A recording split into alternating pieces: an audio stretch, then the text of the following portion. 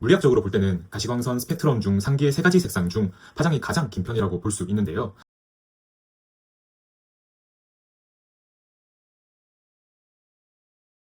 안녕하세요. 인증 알려주는 친절한 남자입니다. 오늘은 안전보건 경영 시스템에 관련된 재미있는 내용을 준비했습니다.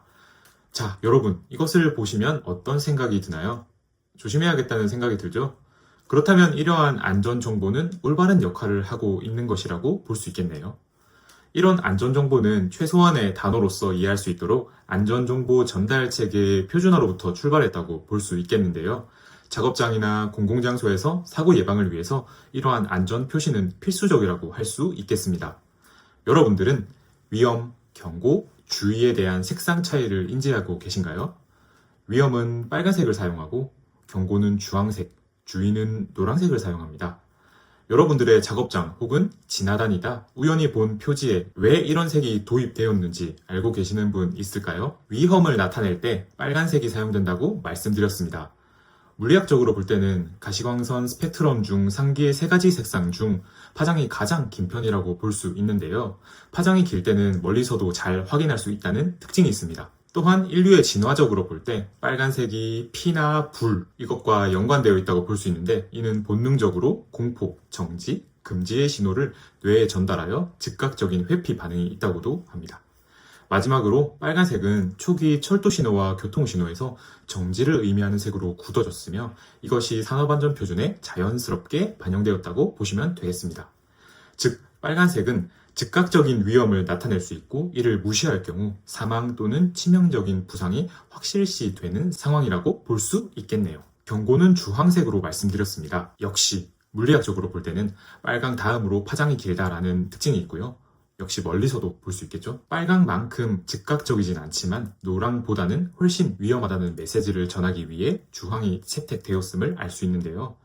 초기 안전에 관한 표준에는 빨강과 노랑만 있었는데 기계적인 위험이나 화학물질 등 즉사는 아니더라도 심각한 부상을 초래할 수 있는 영역을 구분할 필요가 생겨 1991년 안시 표준에서 주황색을 warning으로 확립하였습니다. 경고 표시는 잠재적인 위험이 반영되어 있으며 피하지 않을 경우 사망 또는 중상에 이를 수 있는 상황이며 위험보다는 긴급성이 한 단계 낮다고 보시면 되겠습니다. 마지막으로 노랑은 주의 표시입니다. 노란색은 인간의 눈이 가장 민감하게 반응하는 색상 대역이며 특히 검정색과의 명도 대비가 뛰어나 글씨나 심볼을 인지하는 가독성이 매우 좋은데요. 말벌, 도깨구리 등 자연계의 경계의 색에서 노란색이 주의 표시를 줄 수 있다는 내용이 착안되어 경계의 의미를 내포하고 있다고 보시면 되겠습니다. 주의 표시는 잠재적인 위험을 뜻하며 피하지 않을 경우 경상 또는 중증도의 부상을 입을 수 있는 가능성을 내포하고 있습니다. 우리나라에서는 이러한 색상을 활용하여 안전 표시를 의무화하고 있으며 미국 등 여러 나라에서도 위험, 경고, 주의 등 여러 안전 표시를 사용하고 있는 것을 확인하실 수 있을 텐데요. 지금 이 영상을 보고 계신 분들은 다 어디에 살고 계시죠? 한국이죠? 그렇다면 우리나라에서 사용되는 안전 표지의 재미있는 특징을 하나 더 알고 가시면 좋겠죠? 여러분들은 이 표지를 보시면 어떤 생각을 하시나요? 이 표시가 강제적, 의무적이라는 사실을 알고 계신 분 있을까요? 제가 위에서는 따로 말씀드리지 않았지만 파란색은 빨강, 주황, 노랑, 즉 위험, 경고, 주의와는 목적과 전달하려는 메시지의 성격이 근본적으로 다릅니다.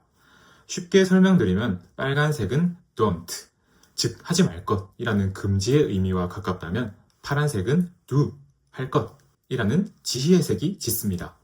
따라서 원문으로는 mandatory action의 의미를 지니고 있다고 볼 수 있는데요. 따라서 여러분들이 제조업 등 관련 업종에 종사하고 계실 경우 해당 안전보건 표시의 의무를 준수하여 표시를 게시할 때 작업자분들께서는 의무를 반드시 수행해야 안전을 지킬 수 있고 관리자분들께서는 해당 안전 표시에 대한 감독의 의무를 소홀히 하지 않을 때 여러분들의 작업장이 더욱 안전해질 것이라고 볼 수 있습니다. 마지막으로 한 가지만 더 알려드릴 텐데요. 아마 이 강의를 듣는 약 90% 이상의 분들이 표준화에 대한 중요성을 간과하고 살아가실 것 같습니다. 오늘 알려드린 안전표시는 세계적으로도 통용되기 때문에 여행이라든지 혹은 다른 나라에 방문하셨을 때 이러한 표시로 인해 위험을 피하신 경우도 반드시 있었을 거예요. 어느 나라에서도 통용된다는 사실은 상당한 의미가 있습니다. 이는 표준화가 선행되어야 나타날 수 있는 현상이고 그 중에 단편적인 예가 바로 이 안전표시인 거죠. 오늘은 안전보건 경영 시스템에서 사소한 부분이라 누구나 놓치고 지나갈 수 있는 안전보건 표시에 대해서 쉽고 재밌게 알아봤는데요. 인증 알려주는 남자는 ISO 인증뿐만 아니라 실무에 관한 사항들, 실생활과 경영 시스템의 연관성 등에 대한 내용들을 쉽고 재밌게 풀어나가고 있습니다.